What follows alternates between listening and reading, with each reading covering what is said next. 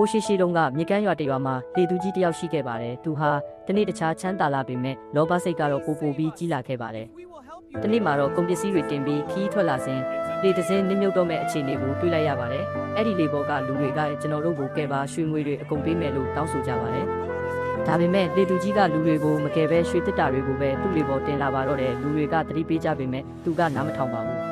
။နောက်ဆုံးတစ်တာကြီးကိုတင်လိုက်တဲ့အခါလေကလေးလံလုံးပြီးဝုန်းဆိုပြီးနစ်မြုပ်သွားပါတယ်။နောက်ဆုံးမှာတော့သူဟာအရာအလုံးကိုဆုံးရှုံးခဲ့ပြီးသင်ခန်းစာတစ်ခုသာကျန်ခဲ့ပါတယ်။လောဘကြီးလျင်ပျက်စီးတတ်သည်။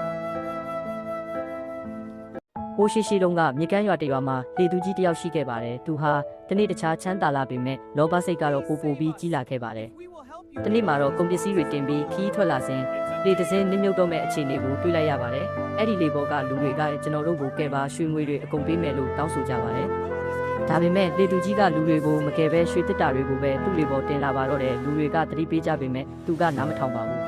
။နောက်ဆုံးတစ်တာကြီးကိုတင်လိုက်တဲ့အခါလေကလေးလံလုံးပြီးဝုန်းဆိုပြီးနစ်မြုပ်သွားပါတယ်။နောက်ဆုံးမှာတော့သူဟာအရာအလုံးကိုဆုံးရှုံးခဲ့ပြီးသင်ခန်းစာတစ်ခုသာကျန်ခဲ့ပါတယ်။လောဘကြီးလျင်ပျက်စီးတတ်သည်။